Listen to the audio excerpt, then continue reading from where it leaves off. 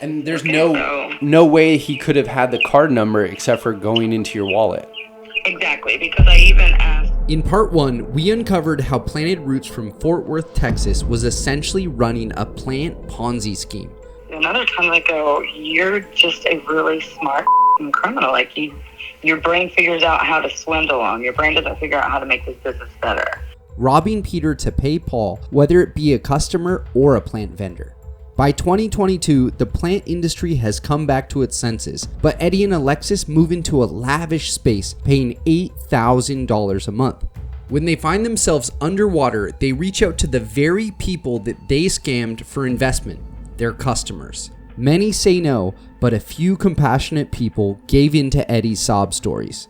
There's a big, long story of all these malicious posts that's hurting their business, and things had just gone south, and then there was a big freeze, and they lost, and just one thing after another, the sob stories. After my first initial investment of $3,000, within, not even a week, they needed more. So I gave them another $1,000 that was supposed to keep them in the shop. That was to pay up their rent for their shop. And even trying to send that to them was a whole ordeal. And that made me realize they're not standing good with banks, because it was send some over here with PayPal and send some over here in Cash App.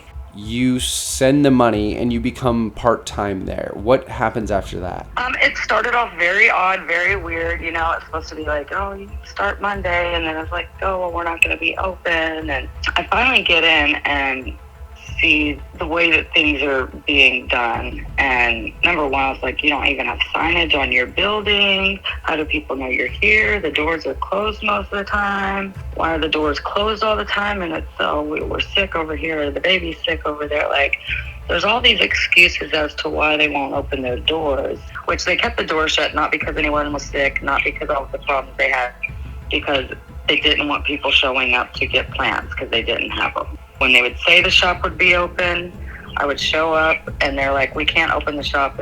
There's too many people that we don't have the plants for them. So people can only show up by appointment to get the plants that we actually have. The investor then goes with Alexis to stock the shelves for a reopening. She generously puts another $1,500 of plants on her credit card. They are shocked at what they find back at the shop. That day that I showed up to open the shop, I showed up to certified letter of the building was kicking them out because they hadn't paid up the rent with the money that I gave them. So the initial investment I gave them, which was supposed to pay their rent to keep the shop open, never happened, I guess. They chose to spend the money elsewhere. I don't know, but the doors were about to be shut within, I can't remember, I think it was 48 hours if they didn't come up with a few $1,000s, which they didn't have, they couldn't come up with. And at that point, I said, sadly, this is time for y'all to pivot. It's time for me to pivot. The doors of the shop will be shut, and I'm going to sell off what's here. What doesn't sell, I take, and we part ways. And then it turned into, we have to have 50% of the sales of any of these plants in the store. That's not fair to us, and that would kill our business if we let you keep all the money. Eddie and Alexis then use their manipulation tactics to try and guilt this investor to leaving the plants that she just purchased, after she has lent the business over $5,500 in just a couple months. He wanted to keep the plants that I just got because they're supposed to go to somebody else's order. That was for someone else's plants. None of these plants were ever for your order fulfillment. This plan was to take cuttings off of them to fulfill other orders. And that was never the plan to begin with. So I showed up and said no. And packed up everything I owned in the shop and left. And then that's when they blocked me from everything. Can't look at any of their Facebooks, their Instas. They blocked me and my husband, all my family. I know they lost the shop and started selling out of their garage. When I walked away with all the plants that I had just bought for that reopening of the shop, I then that evening see them posting pictures of the plants I just took. The double selling was almost mandatory at this point to keep the scam going. Months later, after being blocked with no communication at all, the investor gets notice her credit card was used to buy plants. And while I was at work, I get a notification my card was being used at. And so I immediately called. I've got this charge from y'all, and I haven't shopped with y'all in a long time. And she's looking it up, and she was like, "Oh, yeah, this is through, Planted Roots."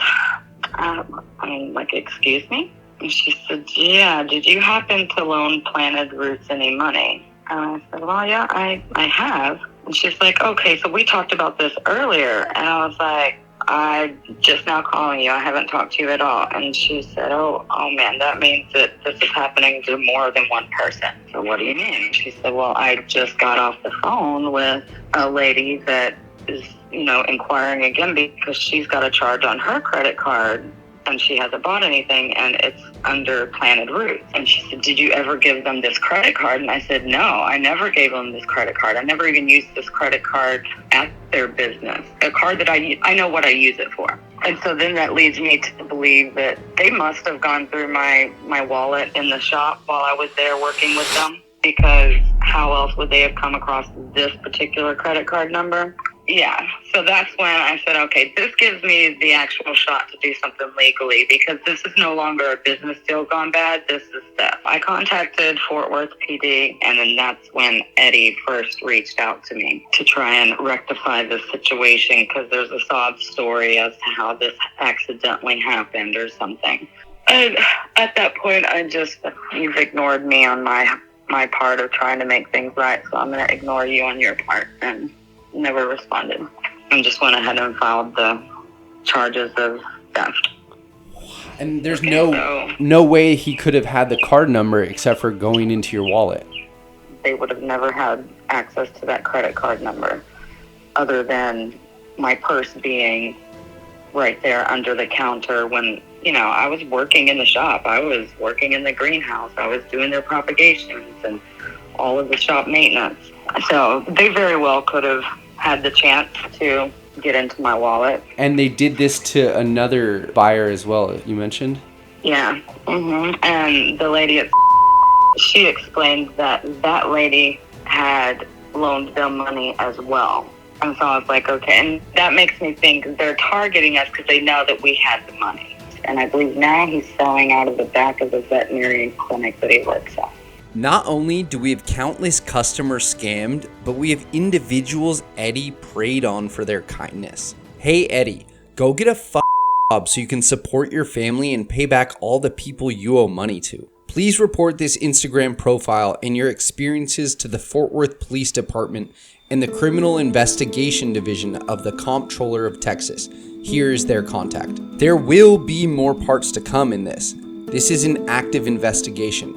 We'll keep you guys posted as the story progresses. If you enjoyed this video and part 1, please click the like button down below. These investigations are time consuming and so is the editing. Thank you so much for watching.